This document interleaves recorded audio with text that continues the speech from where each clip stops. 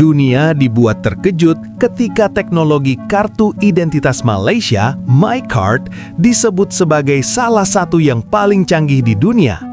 Di saat banyak negara maju masih menggunakan kartu identitas biasa, Malaysia sudah lebih dulu menerapkan kartu pintar dengan chip elektronik dan sistem biometrik. Di dalam satu kartu kecil tersimpan data pribadi, sidik jari, hingga berbagai fungsi penting yang memudahkan kehidupan warganya. MyCard bukan hanya berfungsi sebagai tanda pengenal, tetapi juga bisa digunakan untuk berbagai layanan seperti urusan pemerintahan, keuangan, dan akses ke fasilitas publik. Sistem ini membuat proses verifikasi identitas menjadi lebih cepat, aman, dan sulit dipalsukan. Inilah yang membuat banyak pihak menilai bahwa teknologi identitas Malaysia berada jauh di depan dibandingkan banyak negara lain. Keunggulan ini menunjukkan bahwa kemajuan teknologi tidak selalu bergantung pada status negara maju atau berkembang. Dengan visi yang jelas dan investasi yang tepat, sebuah negara bisa menciptakan sistem yang sangat modern dan efisien, bahkan menjadi contoh bagi dunia. Ini orang Malaysia belanja kayaknya bayarnya guna kad pengenalan negaranya ini. Secanggih ini ya, katanya di sini IC namanya ini. Secanggih seperti ini akad pengenalan warga negaranya di Malaysia. Tengok bayarnya pun guna IC-nya. Canggih luar biasa. Sangat penasaran saya. Ini nanti boleh ditanyakan ini nanti. Kok bisa ya? Di Indonesia belum menjumpai macam ini kawan. Oke, tadi saya nampak orang Malaysia belanja di market 99, terus dia menggunakan MyCard atau IC. Kalau di Indonesia itu KTP. Saya tanya dulu, Bang, tadi awak bayar guna IC macam kalau di Indonesia itu KTP, betul lah? Pakai IC. Macam mana boleh Bang? Tengok Bang. Saya tunjuk macam ni je lah. Okey, boleh. Macam ini ya. Pakai IC lah. Dalam ni kita ada ni, hari tu kerajaan bagi lah. Kerajaan bagi ada 100. Setiap yang mana ada IC, dia bagi 100.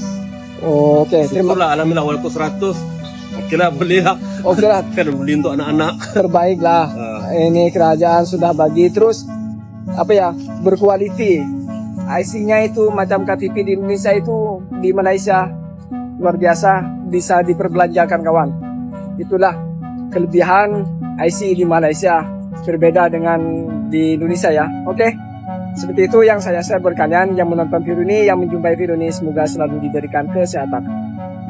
Baru-baru ni aku ada nampak satu tiktokers Indonesia ni, dia buat konten warga Malaysia bayar pakai kad. Tapi sebenarnya kad tu adalah IC ataupun KTP. KTP Malaysia ni, kerajaan Malaysia ada bagi bantuan RM100 untuk beli barang-barang asas kayak beras, telur gitu. Jadi ada yang komen, kok masih pakai kad? Di Indonesia udah pakai QRIS. Kat Malaysia pun ada QR je juga, QRIS, Touch and Go, e-wallet, macam Dana tu ada. Cuma kita pakai kad tu, tap tu sebab dalam IC kita, KTP kita tu ada uang. Dan juga IC kita itu juga boleh buat pergi bolak-balik Touch and Go, macam tol ataupun public transport boleh pakai IC. Dan juga KTP kami juga itu mempunyai subsidi minyak, subsidi minyak RON 95. So dekat situ KTP tu IC tu sangat berguna lah. Okey? Kita selalu kagum kan tengok teknologi daripada luar negara. iPhone daripada Amerika, Samsung daripada Korea, China ada BYD. Tapi kali ni saya nak cerita first teknologi yang datangnya dari Malaysia adalah MyCard. Tapi yang first Malaysia buat ni adalah chip yang diintegrate sekali dalam kad tu. Chip tu mengandungi pengenalan identiti korang, iaitu cap jari korang, gambar korang, tanda tangan digital korang, dan adalah beberapa maklumat sulit tentang kesihatan korang. Mesti korang terkejut kan? Rupanya chip tu kita boleh buat masuk sekali info pasal kesihatan korang. Darah jenis apa, penyakit kronik apa korang ada, waris korang tu siapa. Saya ingat IC ni untuk bagi dekat polis tu, polis kata bawa lesen dengan IC. Saya ingat macam tu je. Rupanya semua data, maklumat peribadi korang ada dalam chip tu guys. Patutlah semua benda macam beli rumah, beli apa, nak buat bank, nak buat apa, semua kena guna IC ni. Kad pengenalan kita MyCard nampak macam kad biasa je, tapi sebenarnya ia adalah antara kad identiti yang tercanggih di dunia. Sampaikan bantuan kerajaan pun disalurkan menerusi MyCard sekarang. MyCard mula diperkenalkan pada tahun 2001 sebagai kad pintar. Dalam MyCard kita ni ada chip yang menyimpan data pribadi, biometrik cap jari, malahan boleh dihubungkan dengan pelbagai sistem kerajaan. Jadi apabila kerajaan nak menyalurkan sumbangan seperti sumbangan asas rahmah, MyCard ni lah yang digunakan sebagai medium rasmi. Jadi kenapa saluran bantuan nak kena guna MyCard? Sebab semua warga negara ada MyCard. Jadi ia merangkumi hampir keseluruhan rakyat Malaysia dalam memudahkan mendapatkan saluran bantuan. Dan ianya senang untuk dipantau bagi memastikan individu yang benar-benar layak menerima sumbangan daripada kerajaan mendapatkan bantuan tersebut. Dan sudah tentu ia lebih memudahkan sebab tak perlu buka bank akaun baru, tak perlu tunggu voucher fizikal, hanya perlu pergi ke kedai runcit panel, pilih barangan, kemudian di kaunter tunjuk IC dan terus boleh menikmati bantuan yang disalurkan oleh kerajaan menerusi MyCard korang. Jadi senang ke susah? Sudah tentulah senang, cepat dan efisien. Ringkasnya, MyCard bukanlah sekadar kad pengenalan identiti kita. Malahan ia sebenarnya satu kunci utama untuk menyalurkan bantuan kepada rakyat. Dengan hanya satu kad ini sahaja, kerajaan boleh memastikan saluran bantuan boleh sampai ke tangan yang benar-benar layak dengan adil, tepat dan mampan. Ramai yang tak tahu Malaysia antara negara yang mempunyai kad pengenalan paling canggih di dunia. Dalam kad ni ada macam-macam. Ada cap jari, ada tanda tangan, ada lesen dan juga ada Touch and Go e-wallet. Satu kad tetapi pelbagai guna. Sekarang juga dengan IC ni, kita boleh berbelanja RM100 dengan bantuan SARA. MyCard kita lahir pada tahun 2001. Kad pengenalan berchip pertama di dunia. Lepas tu barulah negara-negara lain ikut serta. Contohnya UK dan juga Jepun. Sebab tu kita kena jaga IC kita betul-betul. Sebab kalau hilang lebih 3 kali, kita akan kena denda RM1,000. Sebab tu saya cadangkan untuk anda dapatkan kad pintar ni. Yang mana dengan kad pintar ni kita boleh letakkan sekali dengan IC kita. Kalau lah IC kita hilang, kita boleh kesan lokasi kita dengan kad pintar ni. Yang mana kad ni kita boleh linkkan dengan kita punya phone. Dan dekat phone tu kita boleh tahu di mana lokasi kita. Assalamualaikum dan salam inspirasi semua. Korang tahu tak, MyCard kita ni jauh lebih hebat daripada apa yang kita sangka. Ramai orang ingat MyCard hanya untuk pengenalan diri. Sebenarnya ada banyak fungsi yang kita tak aktifkan pun.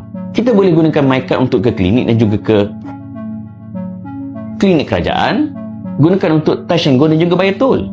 Boleh juga jadikan sebagai kad ATM, naik MRT, naik LRT dengan hanya bayar RM50 sebulan. Dan yang best juga, dengan MyCard anda boleh gunakan untuk membeli barangan keperluan dapur melalui bantuan SARA dan juga bantuan-bantuan kerajaan yang lain. Tapi semua ini hanya akan function kalau maklumat kita tepat dan dikemas kini. Kalau gambar pun gambar lama, seram, memang tak function lah. Oleh itu, Brahmi menyuruh anda semua dan juga Brahmi sendiri, kita pergi ke mana-mana JPN ataupun kios berdekatan, ataupun boleh pergi ke UTC sebab dibuka pada Sabtu dan Ahad. Apa yang perlu anda update? Pertama, kemaskini gambar. Kedua, kemaskini alamat. Dan ketiga, baiki semula chip jari. Walaupun dia kecil tetapi impak dia sangat besar. Ingat guys, kita jaga IC kita dan IC kita jaga hak kita. MyCard ini semua orang ada, tapi korang tahu tak, selain sebagai kad pengenalan diri, macam-macam lagi korang boleh guna kad ni tau. Bagi penerima sumbangan asas rahmah, bantuan akan dikreditkan ke dalam MyCard anda setiap bulan. Jadi, anda cuma pilih je barang keperluan asas yang nak dibeli dan bayar guna MyCard sahaja di kaunter. Jangan risau, di seluruh Malaysia dah ada 3,500 kedai runcit berdaftar bawah program SARA berbanding 700 sebelum ini. Ini termasuk Sabah, Sarawak dan Labuan. Bagi pengguna pengangkutan awam pula, anda boleh jimat banyak dengan daftarkan MyCard anda untuk pas bulanan My50. Bayar je RM50 sebulan, anda boleh pergi mana-mana tempat guna servis di bawah Rapid KL. Tap je MyCard anda, senang kan? Anda juga boleh tag MyCard ketika naik bus.my di bawah program transformasi perkhidmatan bas berhenti-henti serendah RM50 untuk 30 hari. Senang kan? Anda boleh ke mana-mana dengan hanya gunakan sekeping kad ini. Apa? Demam? Sesama? sakit kepala atau ada luka-luka. Maklumat asas kesihatan anda juga terdapat di dalam MyCard. Dapatkan rawatan segera di klinik perubatan swasta yang berdaftar bawah skim perubatan madani istimewa untuk penerima sumbangan tunai rahmah. MyCard jangan lupa bawa tau. Oops, belum habis. Jangan tak tahu anda juga boleh linkkan MyCard anda dengan apps Touch and Go. Proses pembayaran terus jadi cepat dan senang. Anda boleh gunanya untuk pengangkutan awam seperti transit aliran ringan Rapid KL, bayar parking dan pembayaran tol di lebuh raya. Proses pembayaran terus jadi cepat, senang dan selamat. Selain yang highly senaraikan tadi, nelayan yang layak juga tak ketinggalan untuk menikmati subsidi bahan api dengan adanya MyCard. Penggunaan MyCard ini juga akan memudahkan penyaluran subsidi bersasar kepada rakyat menuju masa depan yang lebih efisien dan tanpa sepadan. Sekarang anda dah tahu kan macam-macam kegunaan MyCard. Kad kecil tapi manfaatnya cukup besar. Selagi ada sekeping kad ini, anda akan mendapat banyak keistimewaan dan paling penting, tidak tercicir menerima bantuan dari kerajaan. Simpan elok-elok tau, jangan kasih hilang atau rosak. Kalau korang ada MyCard, korang mungkin rasa kad biru kecil macam benda biasa je, sampai hilang baru nak menangis. Tapi tak ramai manusia tahu MyCard kita ni power gila. Jadi untuk pengetahuan korang, ni 5 fakta menarik pasal MyCard yang confirm akan buat korang rasa semangat patriotik sikit.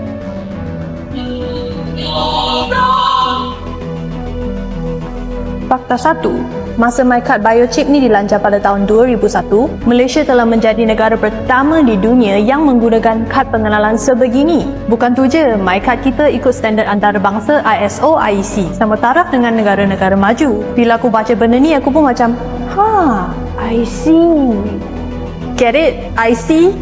MyCard. Oh brother, this guy stinks! Fakta 2. Untuk adik-adik yang mungkin lahir lepas iPhone pertama keluar, IC kita sebenarnya dah mengalami banyak evolusi. Pada tahun 1948 dulu, IC kita literally just kertas je. Kalau bosan boleh lipat jadi origami. Kad plastik biru hanya mula digunakan pada tahun 1960 sampai 1990 sebelum digantikan dengan kad bunga raya dari tahun 1990 sampai 2001. Lepas tu barulah MyCard versi moden ni keluar. Kiranya kalau MyCard ni manusia, dia sama tua dengan moyang korang. Cuma dah makeover berkali-kali supaya masih dianggap muda. Fakta 3. Korang boleh kena lock up kalau guna IC orang. Okey, kita faham. Kita pun pernah buat benda ni. Kadang-kadang kita terlewat bangun pagi. Jadi masa tengah mengelaba nak terus keluar rumah cepat-cepat, kita terlupa bawa IC. Lepas tu sebab dah lewat masuk kerja, kita terus fikir nak pinjam IC abang atau isteri untuk guna touch and go diorang kat stesen. Benda ni tak adalah teruk sangat kan? Tapi geng,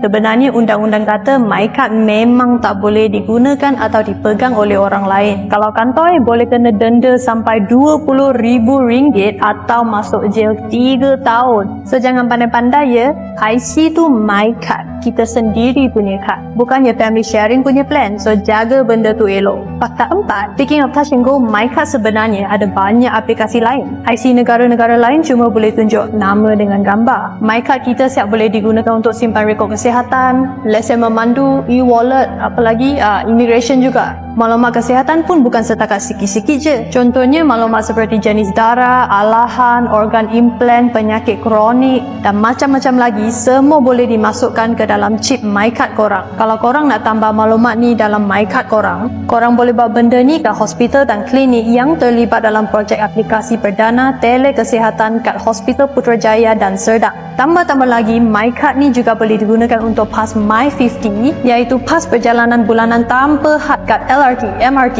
dan semua perkhidmatan Rapid KL. Bayangkan, satu kad je boleh cover hidup kau dari hospital sampai ke luar negara. Semua fungsi ni jalan sebab chip dalam MyCard memang power. Pada 2012, chip tu di-upgradekan dari 84KB ke 128KB. Bunyi macam sikit, tapi kalau nak banding dengan negara lain macam Estonia, kad diorang masa tu pun cuma lebih kurang 80KB. Estonia ni pula memang dikenali sebagai negara paling digital di dunia. Jadi kalau IC kita orang pun lagi canggih daripada diorang punya, benda ni bukan kecil-kecil. Jadi sekurang-kurangnya walaupun diorang dah menang lagi banyak pingat emas Olimpik berbanding kita, at least MyCard kita orang lagi besar daripada diorang punya. Fakta 5, setiap mic card ada gambar hantu. Pernah perasan tak akan mic card ada gambar muka hantu? Itu gambar kedua korang yang diletak kat situ menggunakan laser untuk elak IC palsu. Lepas tu cap jari korang yang disimpan dalam chip tu pun di-encrypt. Maksudnya kalau korang tak ada kunci yang betul, memang tak boleh baca. So walaupun grup WhatsApp family korang boleh dihack oleh scammer beshe-beshe, mic card kau memang tak boleh senang-senang diusik oleh manusia atau malu-malu halus. Kad kecil ni bukan sekadar plastik dengan gambar hodo zaman sekolah kau. Kad ni bukti Malaysia pernah jadi perintis dunia dan sampai sekarang masih menjadi tulang belakang negara kita. Kalau jalur gemilang tu lambang negara, mic card ni pula lambang kita semua sebagai rakyat Malaysia. So macam mana? Adakah korang dah rasa mic card ni dah cukup mengagumkan? Ataupun korang rasa ada fungsi-fungsi lain yang boleh ditambahkan dalam mic card ni? Tinggalkan cadangan korang kat dalam ruang komen dan seperti biasa follow kami di Sos Chili untuk segala isu semasa. Tak apa dah. Like that loh. Dari kisah ini, kita bisa belajar bahwa kemajuan lahir dari keberanian untuk berinovasi dan berpikir jauh ke depan. Setiap negara seharusnya terus mengembangkan teknologi yang bermanfaat bagi rakyat, bukan hanya untuk gengsi, tetapi untuk kemudahan, keamanan, dan kesejahteraan bersama. Sebagai masyarakat, kita juga perlu mendukung perubahan positif dan memanfaatkan teknologi dengan bijak. Jangan takut pada kemajuan, karena masa depan akan selalu berpihak pada mereka yang siap belajar, beradaptasi, dan berkembang.